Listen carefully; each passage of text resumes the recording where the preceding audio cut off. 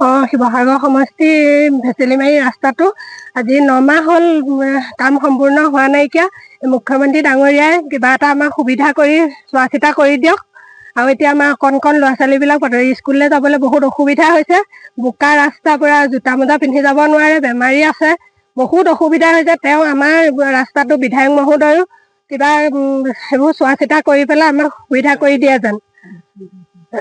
ইলেকশ্যনো পাইছেহি যেতিয়া আমাৰ এতিয়া মানুহবিলাকে অহা যোৱা কৰিবলৈকে বহুত অসুবিধা হৈছে। একমাত্ৰ পথ আমাৰ ভেচেলিমাৰী এইটোৱেই।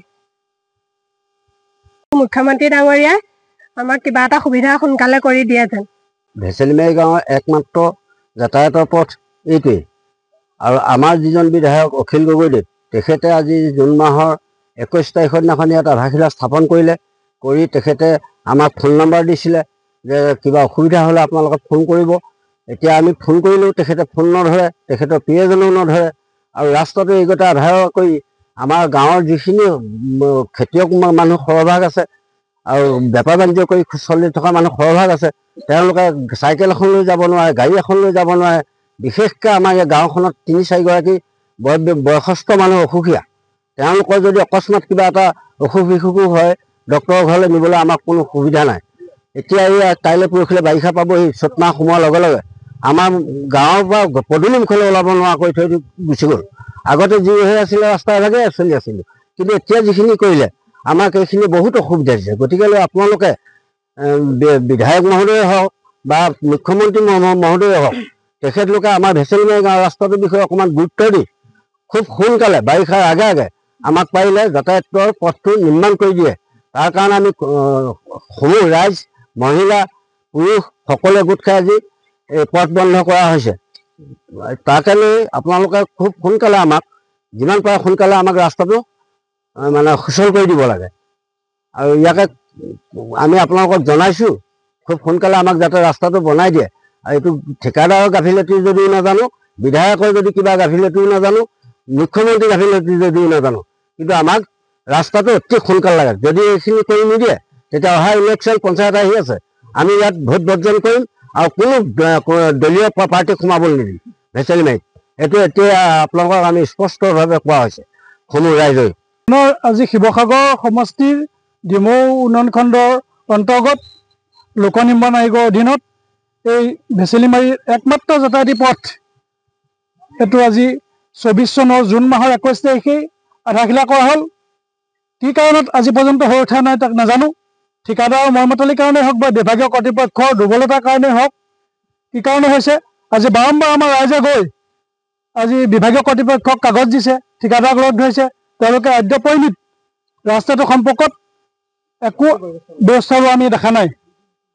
গতিকে আজি চাওক আপোনালোকে, আজি আমাৰ ইয়াত দুবাৰ জাগল পাতি গৈছে। 2বাৰ জাগলতে আমাৰ সকলোবিলাক স্কুলীয়া ল'ৰা ছোৱালী, কলেজৰ ল'ৰা ছোৱালী পৰীক্ষা চলি আছে আৰু বেমাৰী কেইবাজনো আছে আমাৰ গাঁৱত পৰি থকা। তেখেতলোকে হওক বা এতিয়া এটা কেঁচুৱা জ্বৰ উঠি অচেতন হৈ গৈছে। অচেতন হোৱা অৱস্থাত পথাৰৰ মাজেদি দাঙি বুকুচাত লৈ আমি হস্পিটেললৈ নিবলগীয়া হৈছে।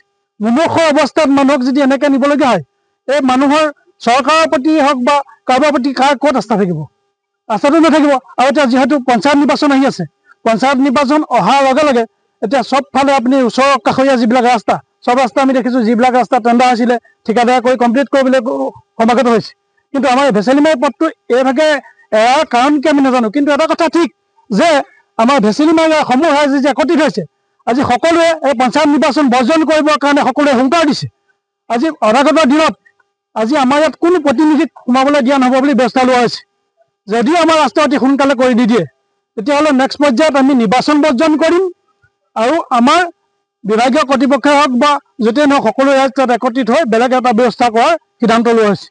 এটা গম পাইছেগৈ, আমি নাজানো। কিন্তু তেওঁক যোগাযোগ কৰিবলৈ যিবিলাক আমাক নম্বৰ দি গৈছিলে, তেখেতে ইয়াত আধাৰশিলা কৰিব দিনাখনেই কৈছে যে আপোনালোকৰ কিবা অসুবিধা হ'লে মোক জনাব, মোৰ ফোন নম্বৰ লওক আপুনি। তেখেতে নিজ হাতে ফোন দি থৈ গৈছে, ফোন নম্বৰ, আৰু সেই নম্বৰ মতে আমাৰ ল'ৰাই কণ্টেক্ট কৰিব বিচাৰিছে। তেখেতক কণ্টেক্ট কৰিব পৰা নাই, তেওঁ পিএ ধৰিছে, ধৰি তেওঁক কৈ দিম বুলি কয়। কিন্তু আজি পৰ্যন্ত একো আগবঢ়া দেখা নাই। তেখেতৰো কোনো আমি মানে হেৰি দেখা নাই, সদিচ্ছা দেখা নাই। কেতিয়া কৈছিলে, কোনে কৈছিলে? আধাৰশিলা অখিল গগৈদেৱে কৈছে যে 21 জুনত কৈছে, 24 চনৰ। আজি এবছৰ হ'ব। এতিয়া বাৰিষা আহি আছে, বাৰিষা অহাৰ লগে লগে আমাৰ একমাত্ৰ পথ ভেচেলিমাৰী এটাই, সকলোৱে জানে। এই ৰাস্তাটো যদি বন্ধ হৈ যায় আমাৰ মানে কেনেকৈ যাব? স্কুলীয়া ল'ৰা ছোৱালী ঘৰত সোমাই থাকিবলগীয়া আছে। 3 দিন 4 দিন কৰ্মচাৰী কাইলৈ যদি অফিচলৈ নাযায় তেওঁলোকক দুখ দিলে নহ'ব, তেওঁলোক ঘৰত সোমাই থাকিবলগীয়া আছে। আঁঠুলৈকে পেন কোচাই পৰীক্ষা দিবলগীয়া ল'ৰা ছোৱালী গুচি যাবলগীয়া হৈছে, এনেকুৱা এটা পৰ্যায় পাইছে। এই বেমাৰী কেইবাজনো আমাৰ বেডিঙত আছে এতিয়াও, সেইকেইজনক আমি লৈ যাবৰ কাৰণে চিন্তা, প্ৰত্যেকতে চিন্তা। কোন মুহূৰ্তত ক'লৈ যাব লাগিব কিন্তু চিন্তা নাই, চিন্তা হৈ আছে।